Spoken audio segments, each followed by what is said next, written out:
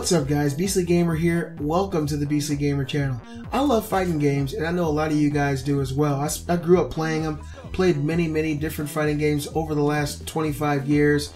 Street Fighter, Mortal Kombat, Tekken, Soul Calibur, Darkstalkers, Power Stone. I can think of many fighting games and I played them all, I loved them all, and I beat them all, and I'll beat you at all of them. But that's not the point of this video. There's one fighting game series in particular that I've seen go through more iterations and more versions than any other fighting game by a leap, by a landslide. And that landslide belongs to Street Fighter, Capcom's pivotal series that really put Capcom on the map back in the early 1990s. When Street Fighter first came out, everybody was playing it, and Capcom knew in the arcades that they had lightning in a bottle, so they wanted to harness that energy, and they started coming out with new upgrades to the arcade. So in the arcade, we soon started seeing Street Fighter 2 Turbo, Street Fighter Hyper Edition, Super Street Fighter 2, Super Street Fighter 2 Turbo, Super Ultra Mega. It became insane, and Street Fighter 2 really became the phenomenon that it is today, and that's why we have the new Street Fighters that we have now, because there was so many people investing in that franchise. And so Capcom knows how to nickel and dime its consumers, and people like me who had the Super Nintendo and Sega Genesis, trust me, I know what it's like to buy a whole new cartridge just for the Super version of a game. But it appears that things are going to change with Capcom's latest foray into Street Fighter V for PlayStation 4.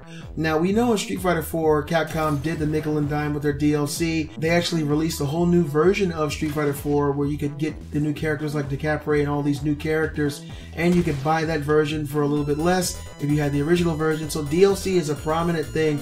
Lots of developers are using it, and of course developers need to make their money, so I don't think it's really anything wrong with it. But this is actually really good news, what I'm about to tell you guys right now.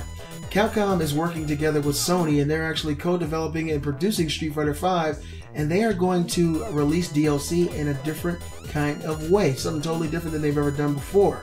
Now, with Street Fighter V will be the only time you ever buy the physical game. If you buy the DLC version or a disc version, you'll never have to buy any other base game. All the DLC coming in the future will be compatible with this base game that you buy. It'll all be digital, and you can buy it all with, of course, your wallet and your credit card, or if you don't mind grinding, you can buy it with in-game currency called Fight Money, which is actually really cool and a new take on DLC. So this is really good. They don't have any mapped out periods of time or character amounts that they're going to release as DLC, but they don't want to. What Capcom is saying is they don't want to fragment their base. They want everybody to have access to the full game at all times. So for the people who may be unable to buy the DLC, they can grind. And you can grind and get those characters with Fight Money, which is actually really cool. You won't have to spend any money if you don't mind putting in the work and effort it takes to unlock these new characters.